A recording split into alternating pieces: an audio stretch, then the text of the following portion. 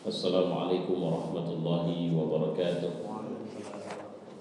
Alhamdulillahirabbil alamin. Wassalatu wassalamu ala asyrafil anbiya'i wal mursalin wa ala alihi wa sahbihi ajma'in. Qala Allah fil Qur'an, a'udzu billahi as-sami'il 'alim minasy syaithanir rajim. Bismillahirrahmanirrahim. Tatajafa junubuhum 'anil madaji' yad'una rabbahum khawfan wa tama'an. Lambung mereka jauh dari tempat tidurnya, sedangkan mereka berdoa kepada Tuhannya dengan rasa takut dan berharap. Rasulullah SAW bersabda dalam satu hadis, salat yang paling utama setelah salat wajib adalah qiyamul lail.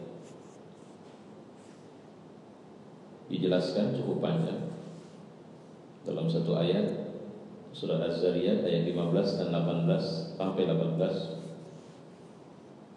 Innal muttaqina fi jannati wa 'uyun. Sesungguhnya orang-orang yang bertakwa dalam jannat, jannat itu kebun-kebun atau taman-taman surga. Wa 'uyun, 'uyun itu mata air. Akhizina ma atahum rabbuhum innahum kanu qabla dzalika muhsinin. Sambil mengambil apa yang diberikan oleh Tuhan mereka. Sesungguhnya di dunia mereka dulu adalah orang yang berbuat baik. Kanu qalilan minal lail ma yahja'un. Nah, siapa mereka? Ini adalah orang yang waktu hidup di dunia sedikit sekali tidur malamnya. Iya. Wa bil ashari hum yastaghfirun. Berarti wa bil ashar itu artinya di waktu sahur. Hum yastaghfirun, mereka minta ampun kepada Allah. Alhamdulillah pada malam ini kita sudah berada di malam ke-22 Ramadan. Dan ini disebut dengan malam Idqum minan nar. Jadi saya memahami malam Idqum minan nar ini adalah sebenarnya sudah khalas. Kemarin di tahap kita disebut 10 hari masa ampunan. Itulah waktu kita harus mohon ampun kepada Allah dari doa dosa-dosa kita. Dan kalau tidak diampunkan, maka Allah akan murka dan memasukkan kita ke dalam neraka. Nah, setelah diampunkan, maka kalau bahasa administrasi ada proses pemutihan. Jadi buku-buku yang kemarin sudah dicatat bahwa kita sudah disegel, na'udzubillah, masuk neraka. Nah, sekarang dirapikan kembali. Maka setiap malam Ramadan di malam Asyurul Awakhir ini, maka Allah pun akan merubah orang yang sudah layak masuk neraka jadi masuk surga. Dan saya berharap kita semua berada dalam kelompok orang itu. Nah, jemaah, malam ini saya ingin mengajak, dan ini menarik buku ini.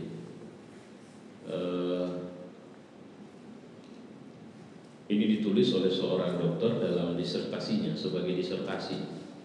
Jadi cukup qualified, tapi nilainya sangat Qur'ani, karena dia merujuk kepada dalil-dalil Al-Quran dan hadis. Topik yang kita diskusikan adalah syarat agar ibadah-ibadah kita ini dia on fungsi pensucian jiwanya.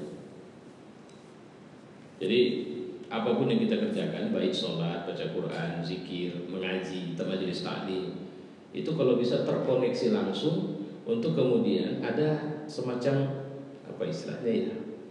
Kalau air kotor dibersihkan apa istilahnya itu Pak? Disuling atau di apa istilahnya? Ya, jadi begitu kita sholat, dia langsung membersihkan kotoran-kotoran dosa kita. Bisa nggak sholat kita berfungsi seperti itu? Disterilkan langsung. Jadi pada saat kita sholat sebenarnya kita itu jorok. Jorok kenapa? Ada maksiat. Apa maksiat kita? Mungkin fitnah, mungkin makan yang haram, mungkin macam-macam. Tapi begitu proses sholat dilaksanakan, maka terjadi proses pembersihan. Nah, tidak semua ibadah kita bisa begitu. Bahkan tidak sedikit orang yang ibadahnya banyak.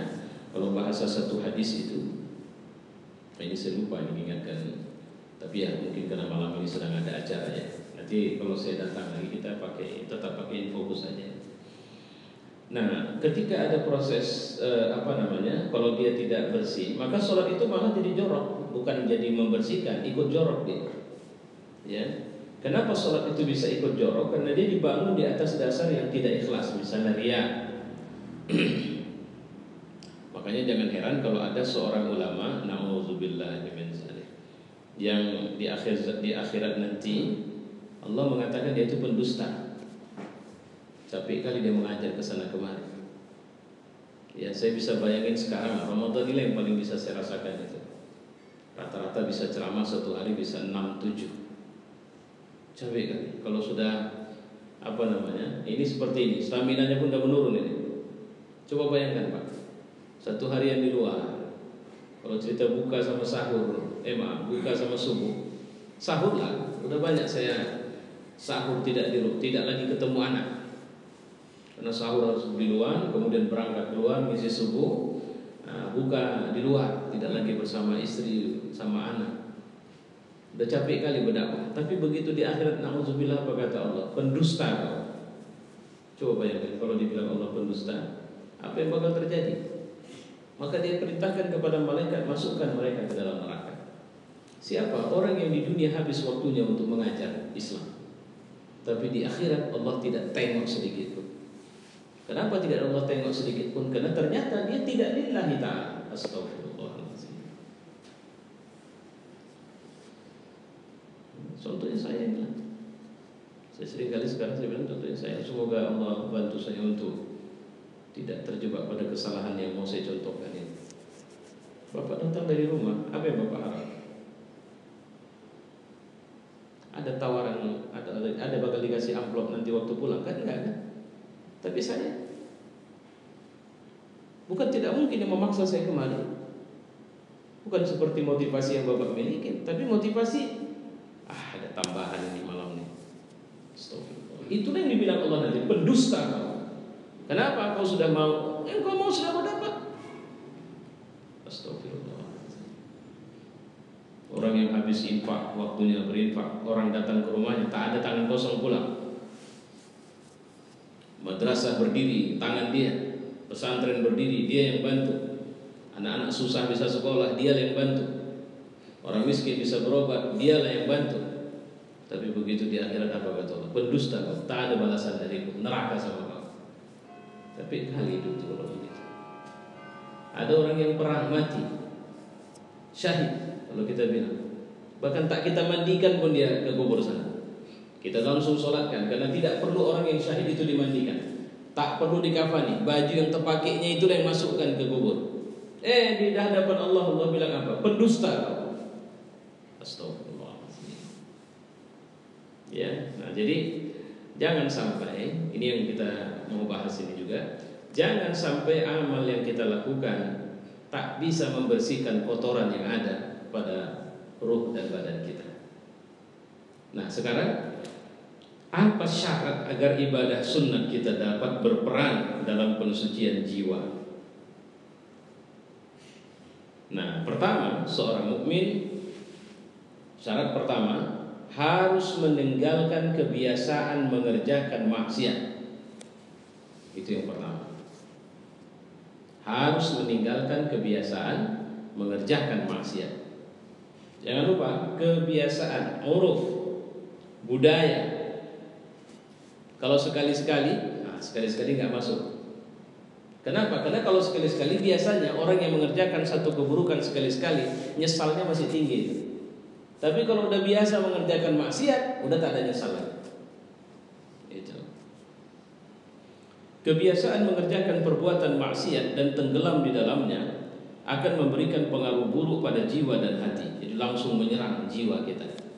Karena kalau hati sudah merasa tidak lagi, jadi hati kita udah nggak getar lagi ketika kita melakukan zina.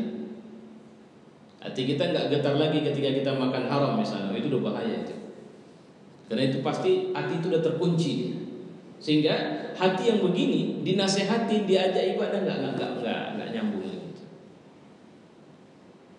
Tidak mungkin seorang hamba bisa dekat dengan Rabb-nya dan meraih keberkahan dalam ketaatan serta buah hasil ibadah bila ia lalai dari Tuhannya dan membenamkan dirinya ke dalam hal-hal yang terlarang. Gak bisa, gak ada taat dalam maksiat. Ya. Jadi kenapa Pak saya sudah berupaya bisa menangis dalam berdoa, saya tidak bisa menangis? Periksa makananmu, halal atau haram.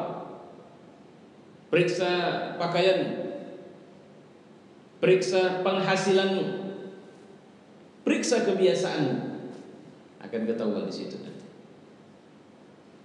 Jadi sebenarnya kalau memang hati kita sedang lembut, mudah kalinya kita menangis itu.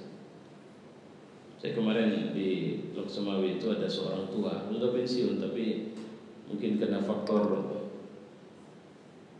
apa istilahnya ya, baiknya dia salah satu manajer sebelum apa dia bilang. Jadi saya ceramah kuliah subuh, setelah keluar dia datangi saya. Kuncinya konsisten ya Ustaz. Iya. Berinang-inang air matanya. Kenapa? Saya waktu kerja Ustaz, ini semua bangunan tak berapa ribu dibilangnya, itu tanggung jawab saya Ustaz. Jadi kalau ada proyek orang tawarkan 4% free fee, net bersih, tidak di, saya bilang tidak, saya sudah digaji kerja, saya tolak semua Ustaz. Sampailah saya pensiun, saya dikasih hadiah berangkat haji, saya sedih, haru sekali saya bisa berangkat haji. Dan saya dapat elang mobil ini, tunjukkanlah mobilnya itu. Dan rupanya ini Allah takdirkan untuk saya bisa pergi pulang ibadah ke masjid. Ya, nangisnya itu kelihatan betul nangis orang beriman kalau saya bilang. Ketika saya bilang iyalah Pak, sama-sama lah kita nanti ketemu lagi kita di surga ya. Wah, makin tinggi tangisnya. Jadi betul-betul hati yang sudah. Dan tapi ada orang yang tidak bisa menangis, tidak menganggap masalah. Kenapa? Karena dia tenggelam dalam maksiat dirinya. Nah ini Imam Ibnu Qayyim mengatakan, sungguh dosa dan maksiat itu berbahaya, sama seperti bahayanya racun bagi tubuh. Jadi kalau orang kena racun, wah, aktivitasnya akan terganggu. Maka apakah ada keburukan dan penyakit di dunia dan akhirat dengan penyebab selain dosa dan maksiat? Artinya, coba carikan penyakit yang bisa berefek ke akhirat. Pastilah penyakit itu berbentuk dosa dan maksiat, kata Ibnu Qayyim al-Jauziyah. Bahaya maksiat yang paling tampak adalah hati seorang hamba bisa gelap gulita. Bila hati telah hitam gelap, pelakunya akan terus ketagihan dengan maksiat dan tidak bersegera bertobat. Seorang anak muda remaja masjid pernah cerita sama saya pernah berzina Ustaz. Dan perempuan yang berzina sama saya adalah sesama rekan remaja masjid. Sampailah saya berkeinginan bertobat dan saya ajak dia bertobat, tapi dia tidak mau. Saya bilang, Allah marah sama kita kalau kita terus begini. Enggak, aku masih suka begini. Tahu kenapa jawabannya begitu? Jawabannya hatinya sudah gelap, sehingga dia tidak bisa melihat kebenaran. Dan kalau terang ibarat minuman, ketika dibilang udahlah kita berhenti minum lah ini, nggak usah kita minumlah air ini lagi. Tapi ini suasananya gelap, terus dia bilang enggak, aku masih mau minum, enak kok. Tapi begitu dihidupkan lampu, rupanya minuman ini adalah air comberan misalnya, yang dicampur dengan gula sebanyak-banyaknya sehingga terasa manis, dan dia mengira itu adalah air yang enak.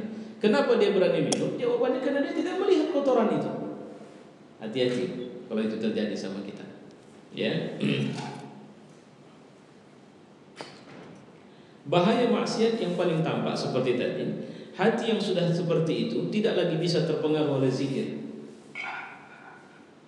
tidak lagi bisa terpengaruh oleh doa dan bermacam ibadah, tidak lagi mampu untuk mendapat manfaat dari hal tersebut. Ya.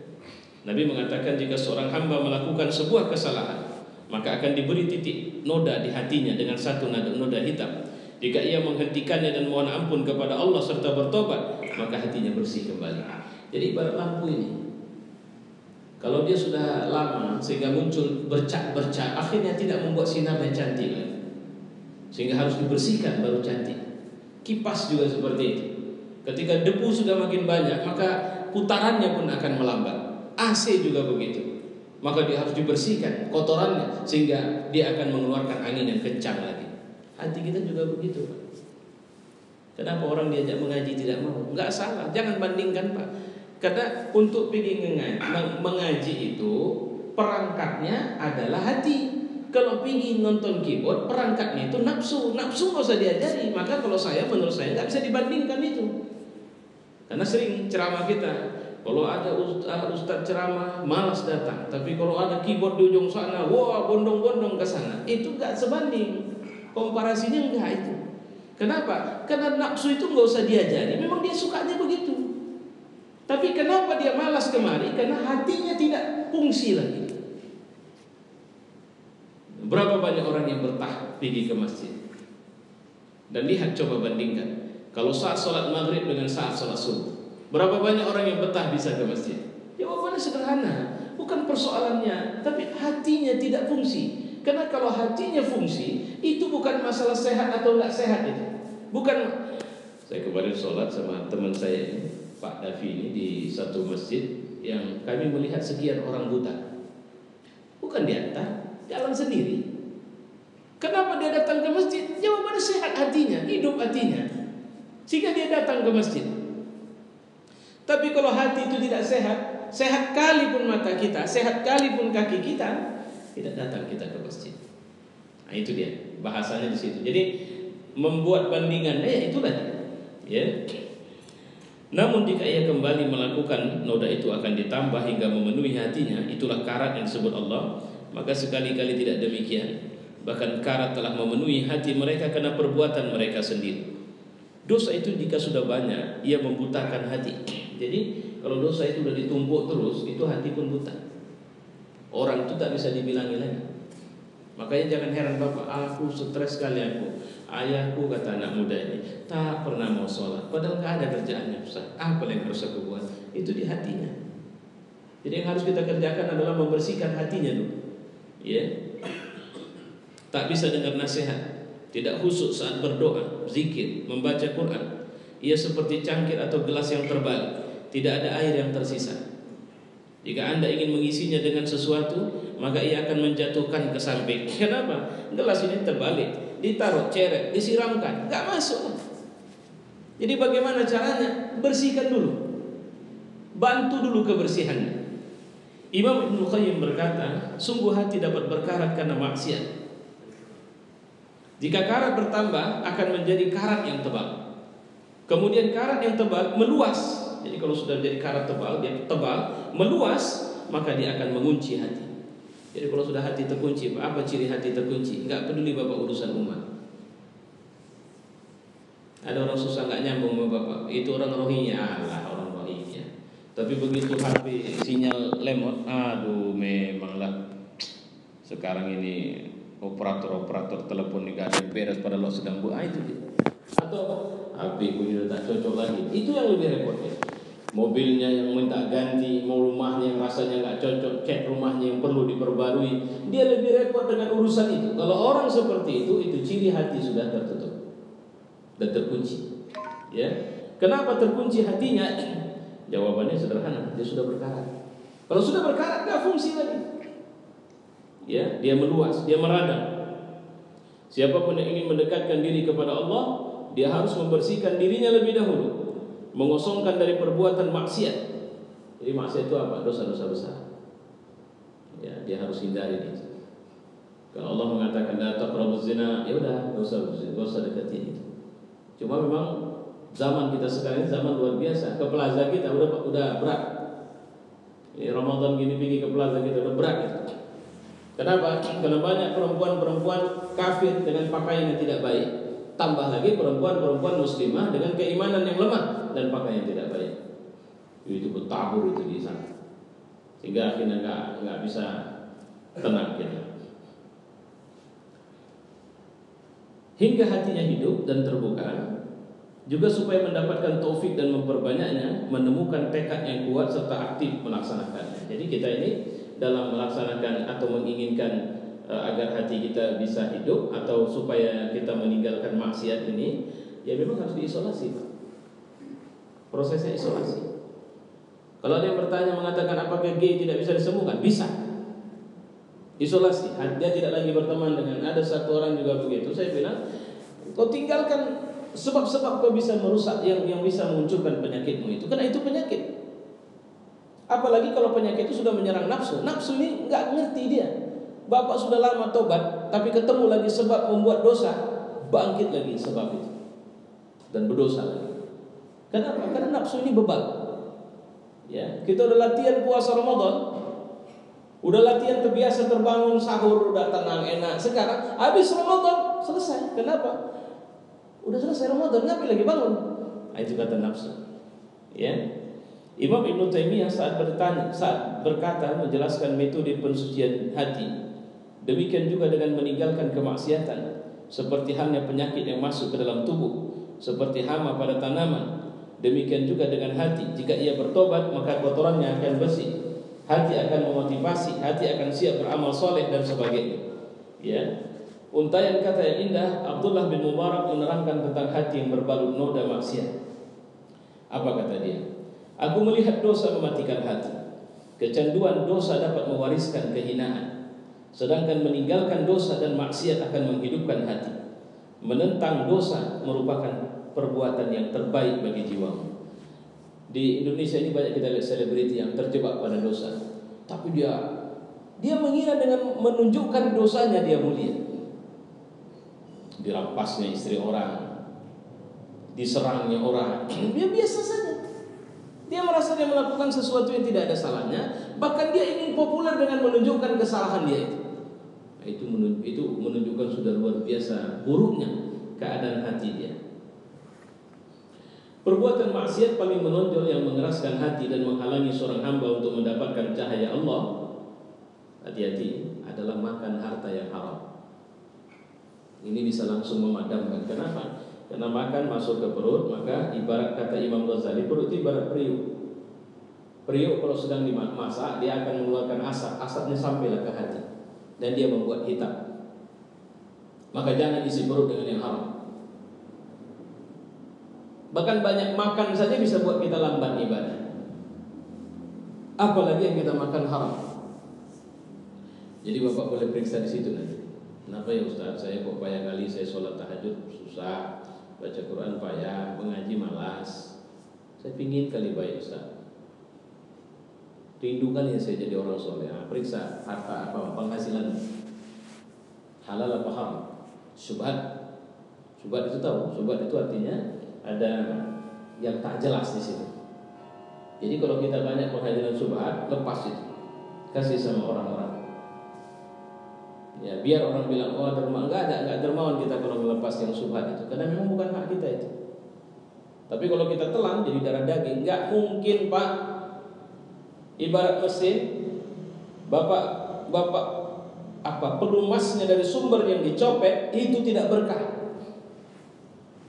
Sementara tubuh yang dibesarkan atau yang dihidupi dengan darah daging maksiat, ya sudah, payah bangun dia. Mengaji payah tenang dia. Di mana dia lebih enak? Pergi ke tempat-tempat kesenangan. Itu kalau bapak merasakan begitu, periksa makanan. Ya. Perbuat udah baik. Dalam sebuah hadis Rasulullah SAW berkata, sungguh Allah itu baik, tidak mau menerima selain yang baik.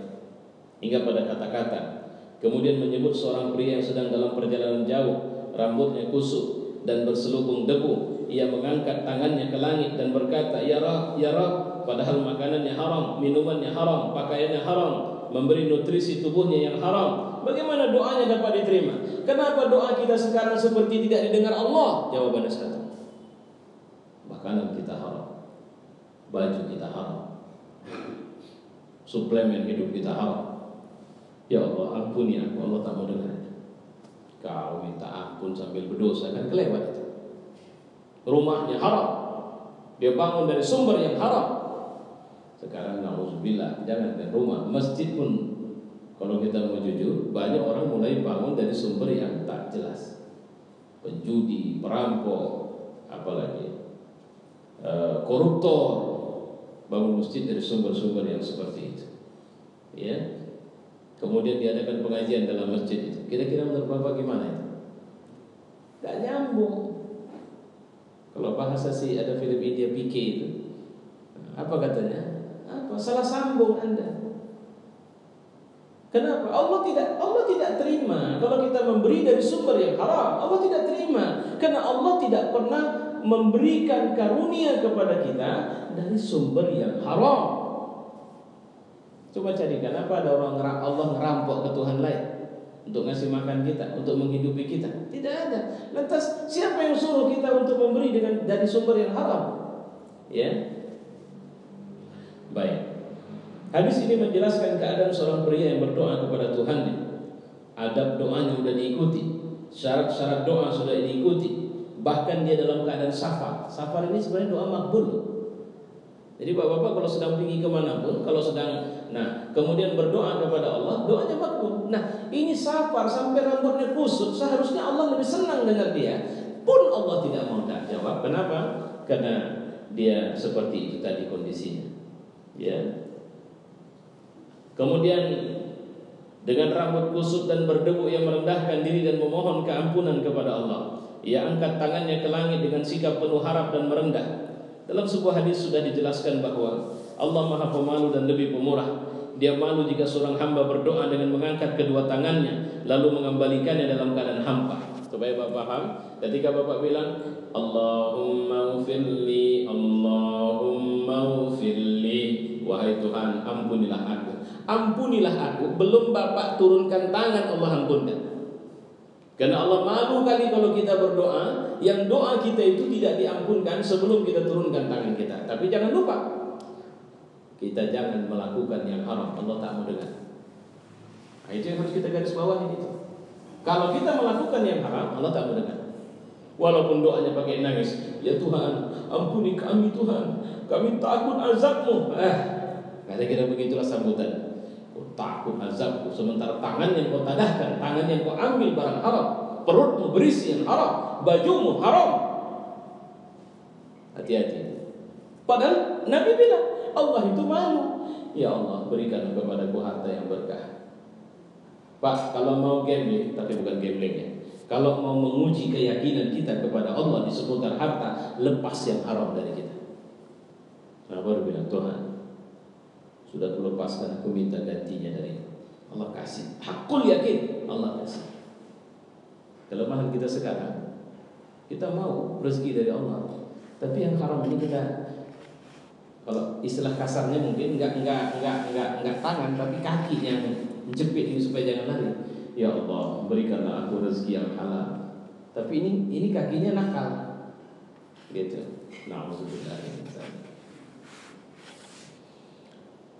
Kemudian pria ini kita masih bicara tadi ini, pria yang tadi mengangkat tangannya itu, dia berulang-ulang mengatakan ya Rabb, namun kepada pria itu Allah justru menutup pintu ijabah, karena orang itu biasa makan yang haram, memberi makan tubuhnya dengan makanan yang diperoleh dengan cara yang haram, dan hal itu menunjukkan akan ambisinya yang besar terhadap dunia dan kekayaannya serta upaya mendapatkannya.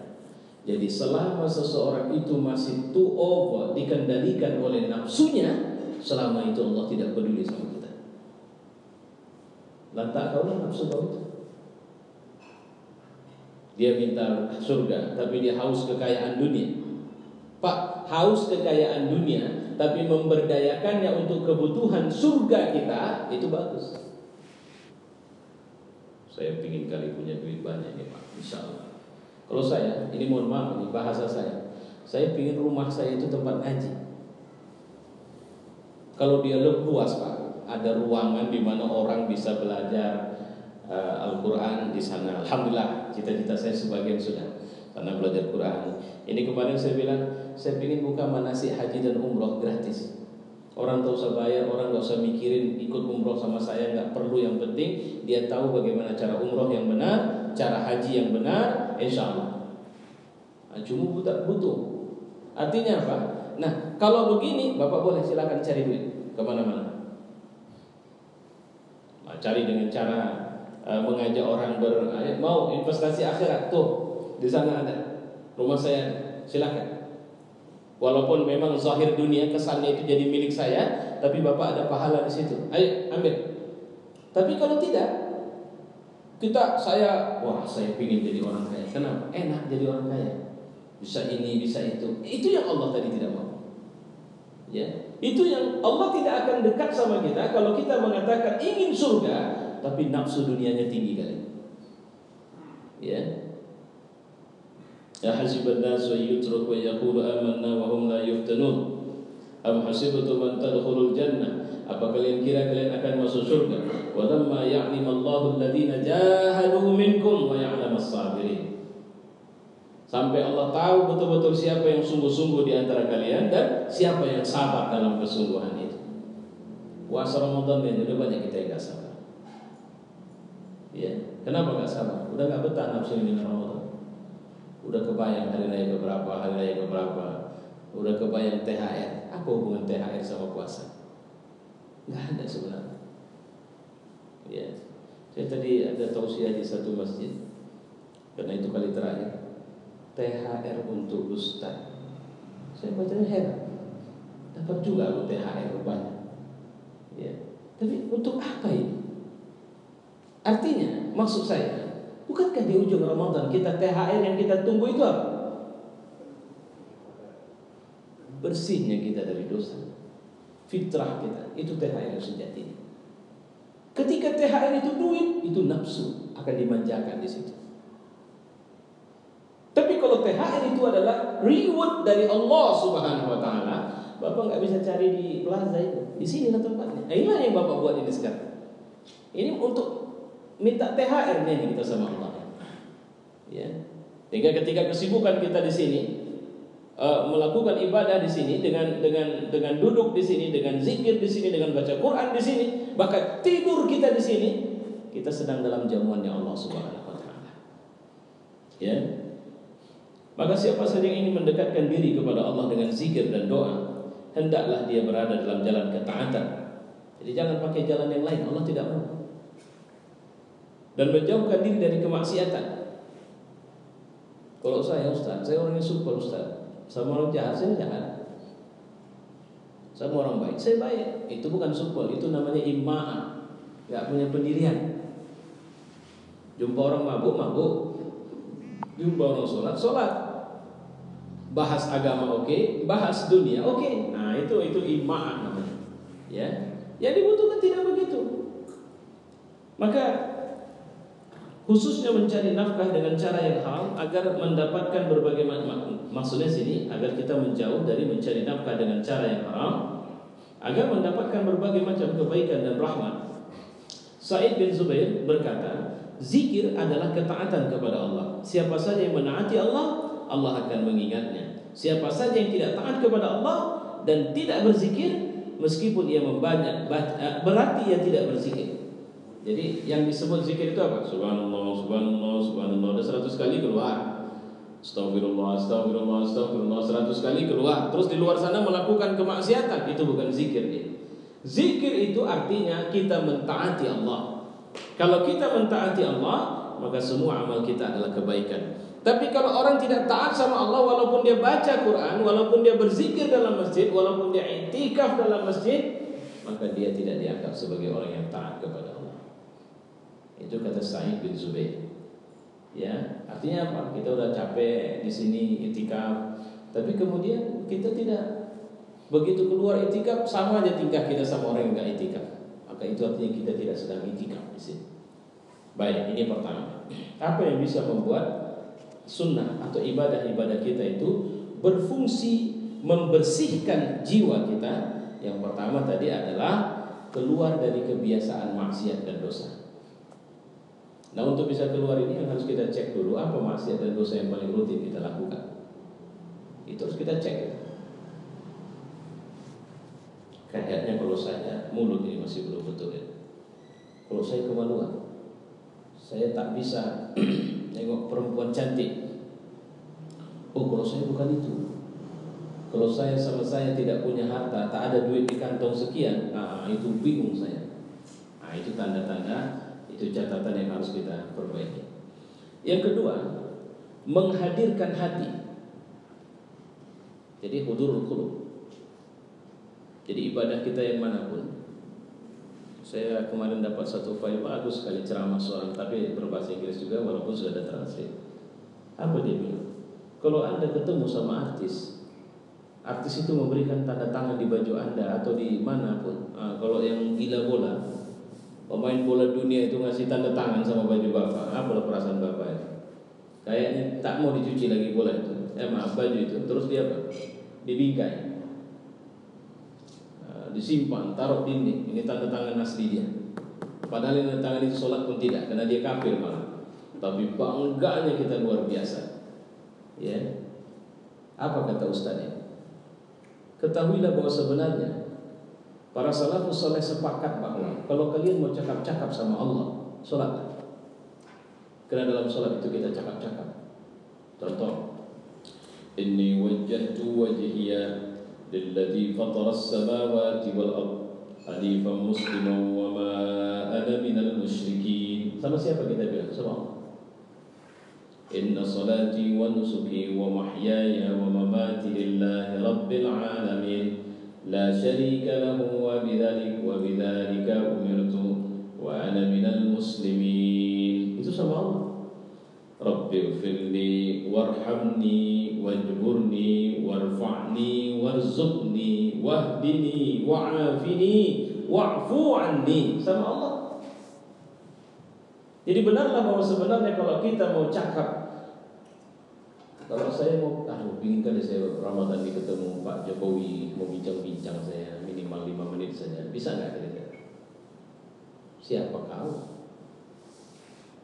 Tapi pemilik semesta raya itu membuka waktu sama kita untuk begitu Allahu Akbar, dia dengar kita. Sepanjang apapun dia ngomong, kita ngomong, dia dengar kita. Tapi persoalannya sekarang, apakah taste, rasa ketika bincang sama Allah dan bincang sama presiden, mana yang paling terasa wah sama kita?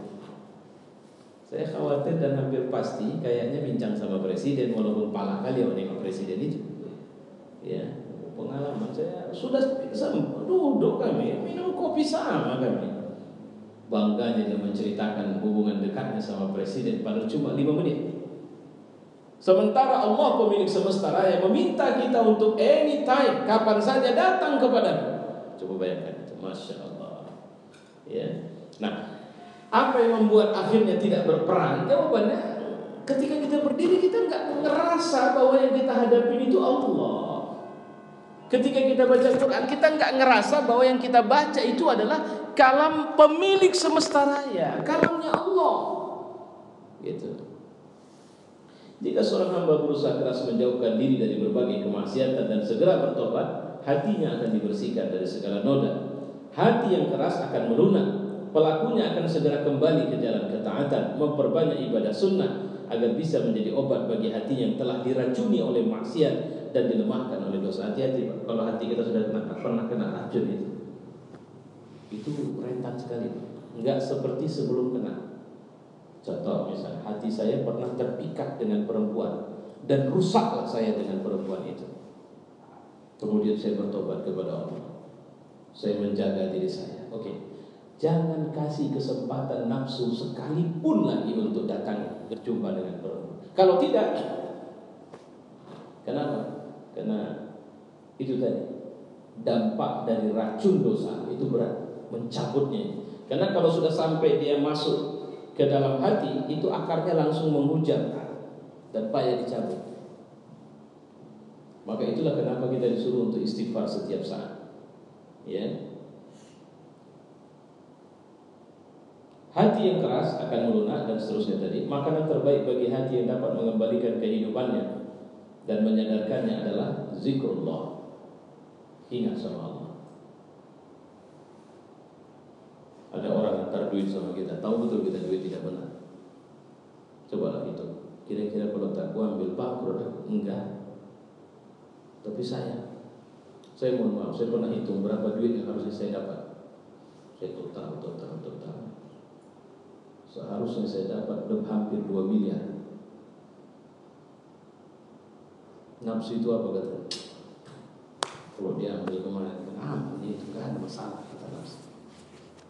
Tapi saya hitung tahun pertama, tahun kedua, tahun ketiga, kalau total semuanya 4,5 miliar.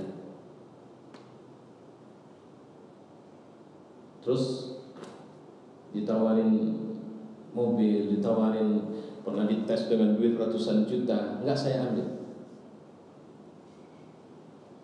Itu iman masih bagus.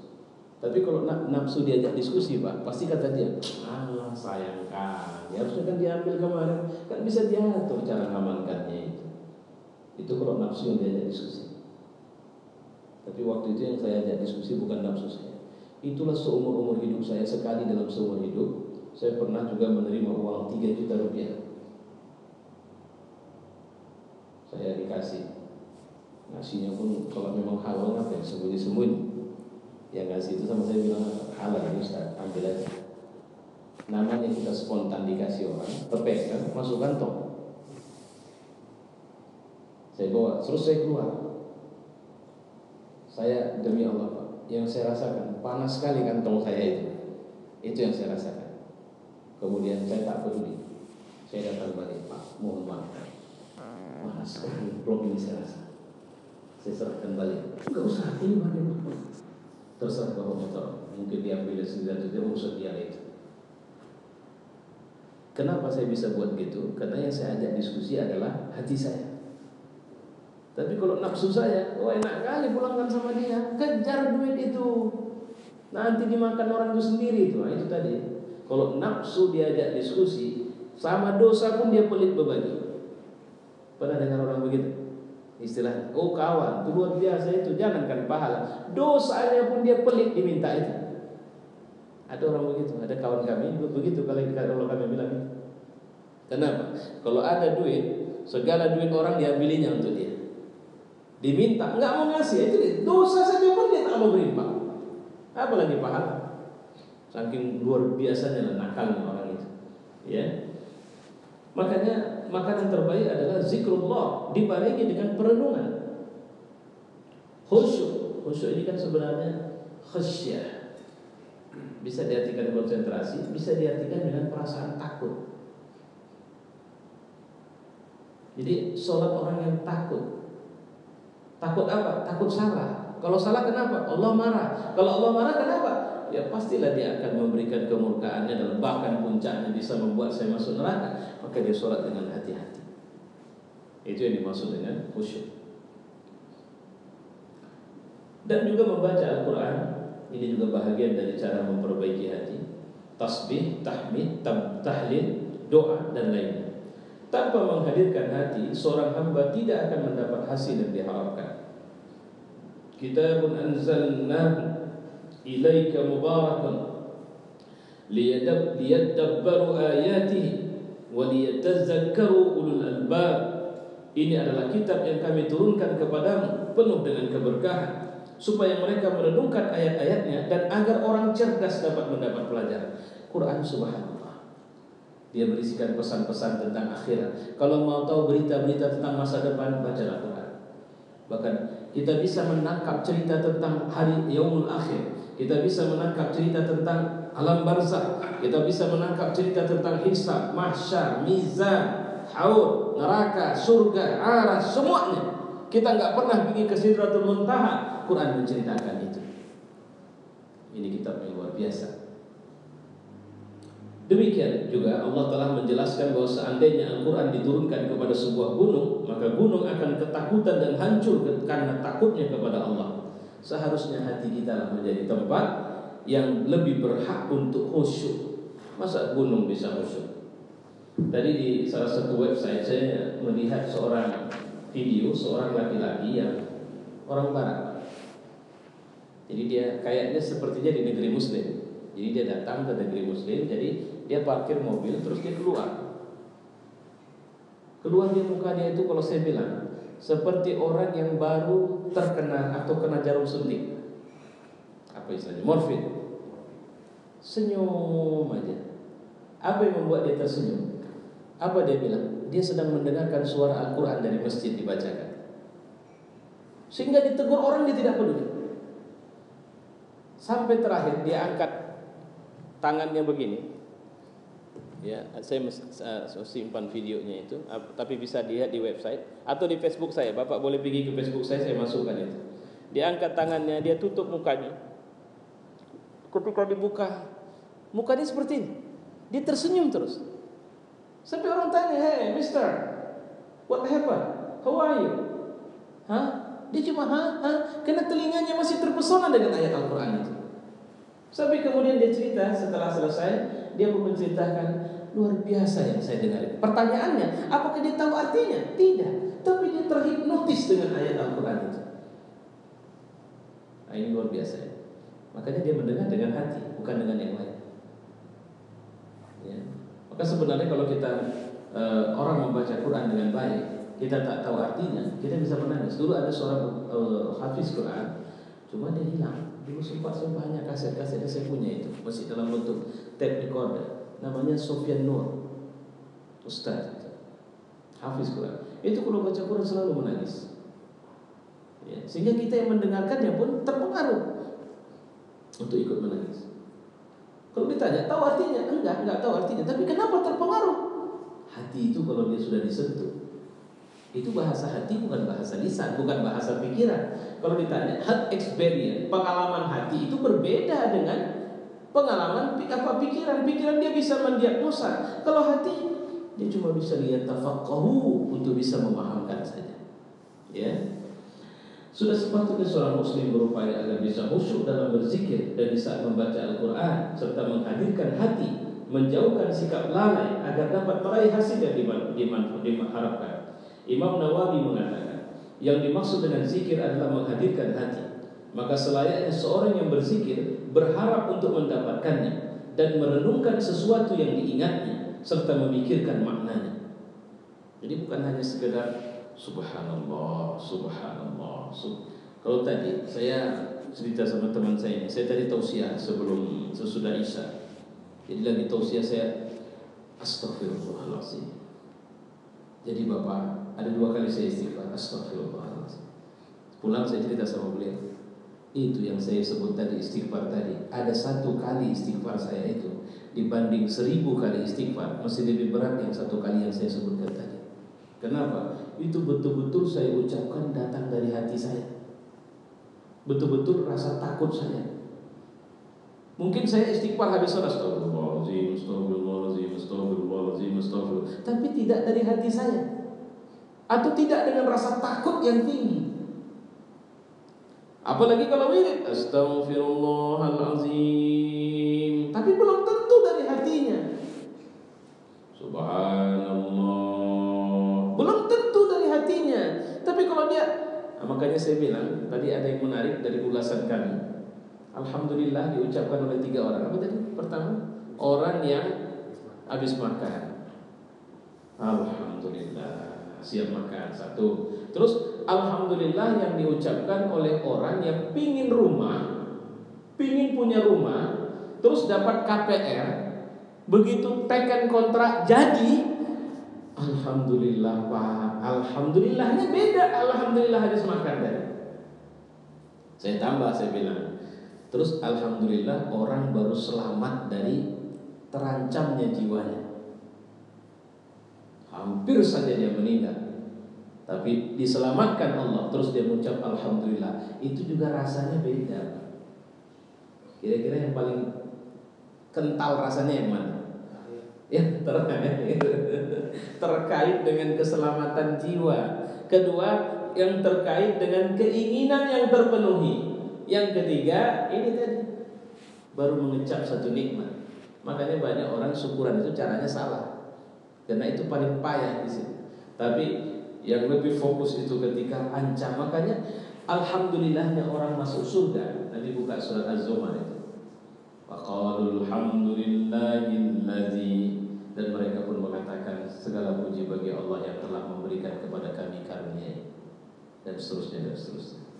Itu alhamdulillahnya Pak. Itu yang kedua apa yang ketiga? Campur itu Pak. Kenapa alhamdulillah saya bilang campur? Karena dia baru melintas neraka. Bapak udah dibilang, Pak, Bapak masuk surga, tapi harus melewati jembatan yang kita tengok kayaknya nggak bisa dilewati. Sementara di bawah buaya banyak. Jadi jalan menuju surga itu kan Shirathul Mustaqim, bawahnya neraka itu Pak. Bayangkan kalau Bapak kepleset jatuh. Akhirnya tidak terpleset, maka begitu masuk surga Bapak mengucapkan alhamdulillah. Alhamdulillahnya itu adalah muatan yang pertama, karena mendapatkan apa yang kita mau dan kita harap. Kedua, Karena udah kita tengok yang membuat tak selamat itu dan kita selamat. Maka itulah puncak dari bahasa alhamdulillah. Ya. Sama seperti istighfar. Istighfar kita ini muatannya apa? Gitu. Ada enggak hati kita masuk di dalamnya? Apakah kita merasakan ketundukan kepada Allah? Pada saat kita mengatakan Allahu Akbar, beda sama Allahu Akbar. Allahu Akbar, beda itu, muatannya berbeda. Spirit yang dimasukkan ketika Allahu Akbar itu lebih kepada spirit bahwa kita menyerah. Tapi Allahu Akbar itu spirit bahwa Allah bersamaku dan Dia backingku. Aku tidak takut sama kalian. Kan itu makna yang kita lemparkan pada saat makanya kalau hati kita hidup, hati ini akan bisa mengkondisikan sendiri. Mana di mana bagaimananya akan terkondisikan sendiri. Ya, baik, kita lanjut.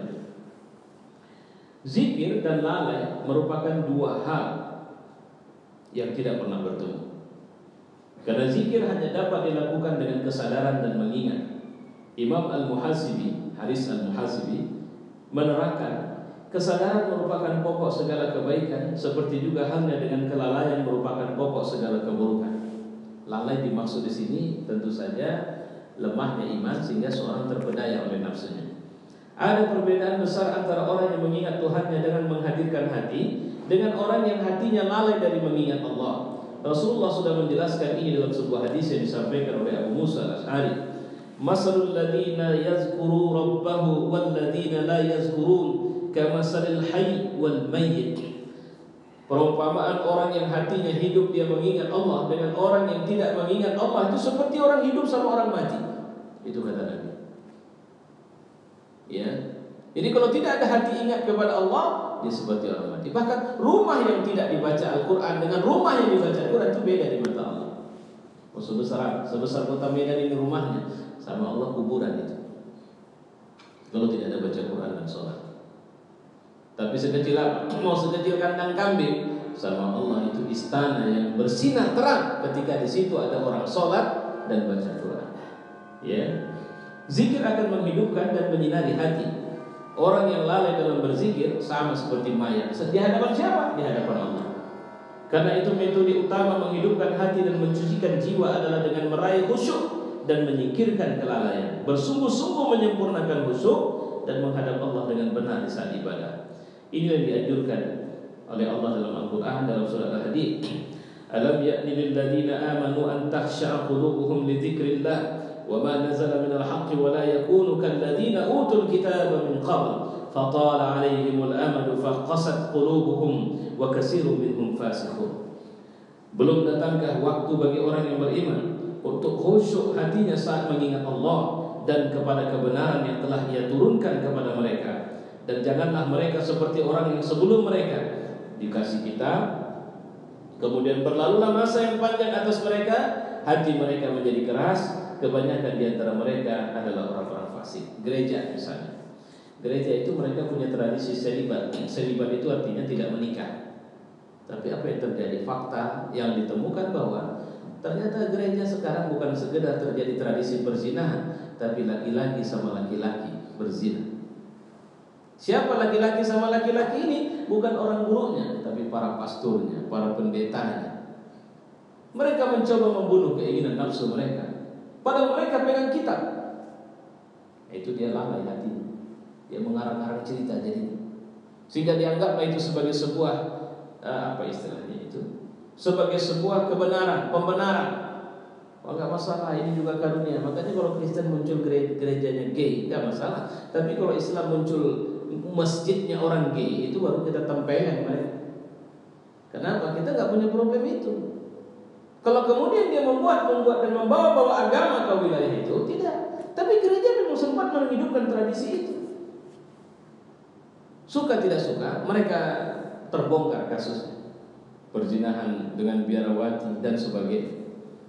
Yang tidak bisa dipungkiri lagi. Mengomentari ayat di atas, Ibnu Mas'ud menjelaskan antara datangnya Islam dan turunnya celaan bagi kami dengan ayat ini kurang dari 4 tahun saja.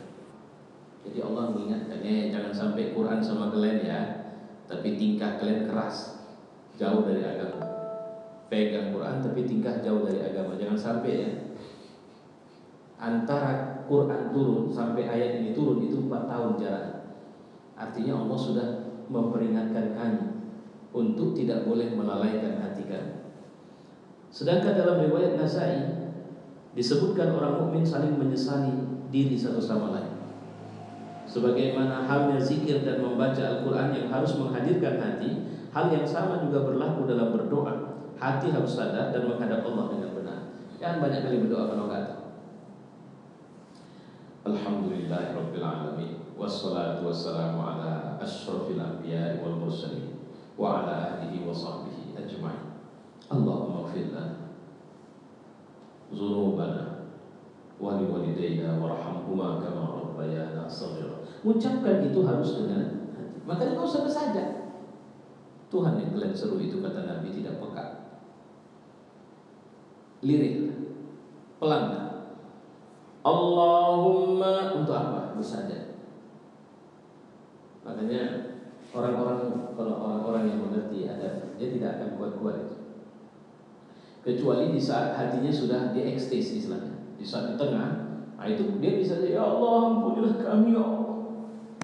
Dan itu nggak bisa dikarang-karang Pak. Yang Bapak pikir itu harus dikarang. Kecuali artis bisa dia karangin. Kalau memang hati yang sudah bicara, kita nggak tahu lagi. Mana lebih enak makan pakai sendok atau makan? Kalau sudah hati yang bicara, ya persoalannya bukan pada pakai sendok atau tidak. Kalau sudah hati yang bicara, persoalannya bukan 11 atau 23. Tapi kalau sudah hati itu merasakan nikmatnya bertemu dengan Allah, maka lebih dari 23 pun akan dia kerjakan. Rasanya kurang sekali. Makanya ada kalimat Rabi'ah ketika dia sudah sampai pada tingkat mendengar kokok ayam jantan berbunyi, apa dia bilang? Tuhan, masih kurang kurasa aku zikir dan munajat kepada. Sudah datang pagi.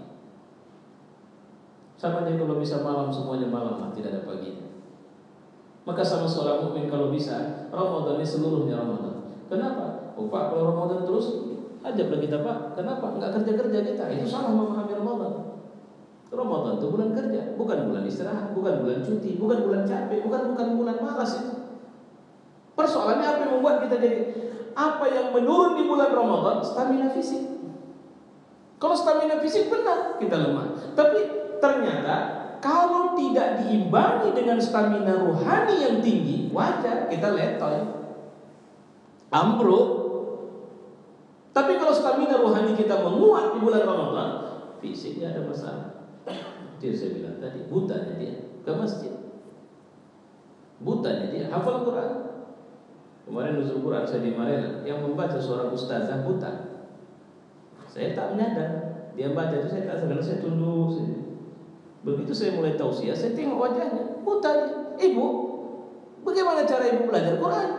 Saya pakai baca huruf Braille Ustaz. Ya Allah, lihat bapak, dia tidak bisa melihat, tidak pernah kenal dunia seperti apa modelnya, tapi Allah memberi karunia kepadanya bisa membaca Al-Quran. Bahkan ada yang bisa menghafaz Quran. Kenapa? Hatinya ini. Jadi di mana masalah kita kalau puasanya lemah? Jawabannya tak seimbang nutrisi fisik sama nutrisi rohani. Puasa saja dia tak makan minum itu kan persoalan perut fisiknya itu. Tapi nggak Bapak kasih makan, nggak Bapak kasih sahur itu ruhnya. Apa makanan ruh?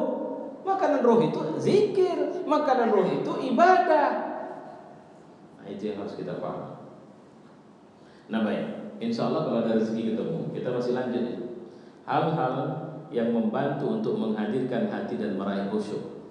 Nah, ini pelajarannya di waktu yang lain nanti insya Allah. Saya pikir ini wallahu a'lam bishawab. Assalamualaikum warahmatullahi wabarakatuh. Demikian tadi tausiah yang disampaikan oleh